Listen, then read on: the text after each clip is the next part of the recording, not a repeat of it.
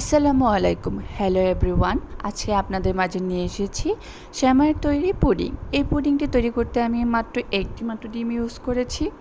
আপনারা চাইলে আরও ডিম ইউজ করতে পারেন। তাই আজকে দেখাবো কিভাবে এই রেসিপিটি করবেন। প্রথমে আমি একটি প্যান নিয়ে নিয়েছি। প্যানে আমি পরিমাণ মতো সেমাই নিয়ে নিয়েছি।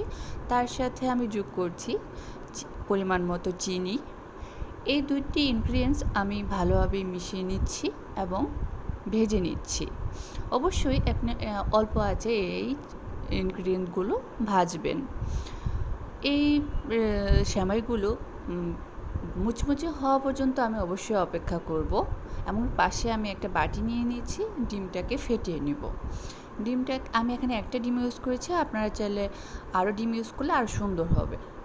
তো আমি এই ডিমটা ফেটিয়ে নিয়েছি। এখন আমি তার সাথে যোগ করছি লিকুইড দুধ এবং তার সাথে যোগ করছি গুঁড়ো দুধ। আমি মিশ্রণটি ভালোভাবে মিশিয়ে নিচ্ছি। আমার মিশ্রণটি মিশিয়ে নেওয়া হয়ে গেছে। এখন আমি আগে থেকে যে সেমাইটা ভেজে রেখেছিলাম সেটা আমি এখানে দিয়ে দিচ্ছি। দেখতে পাচ্ছেন আমি সেমাইটা দিয়ে দিয়েছি। এখন আমি এটা ভালোভাবে মিশিয়ে নিব। মিশ্রণটি ভালোভাবে মিশিয়ে নিব। মিশ্রণটি আমার ভালোভাবে মেশানো হয়ে গেলে আমি এখন ক্যারামেল তৈরি করব। ক্যারামেল তৈরি করে রেখেছি, ঠান্ডা হয়ে গেছে। এখন আমি ক্যারামেলের ট্রেতে মিশ্রণটি ঢেলে নিব। দেখতে পাচ্ছেন আমি এখন মিশ্রণটি ঢেলে নিচ্ছি।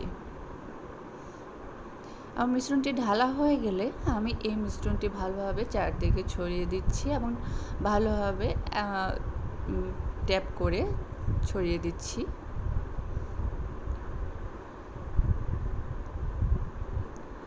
দেখতে পাচ্ছেন আমার ছড়ানো হয়ে গেছে। এখন আমি এটাকে বেক করব চুলায়। আমি পাশে একটা হাঁড়ি বসিয়ে দিয়েছি পানি দিয়ে, সেখানে আমি এই ট্রেটা দিয়ে দিব। আমি ট্রেটা দিয়ে দিলাম গরম পানি দিয়ে একটা স্ট্যান্ড দিয়ে। দেখতে পাচ্ছেন আমার পুডিংটা হয়ে গেছে। আমি ফ্রিজে রেখেছিলাম, তারপরে আমি কাটতেছি।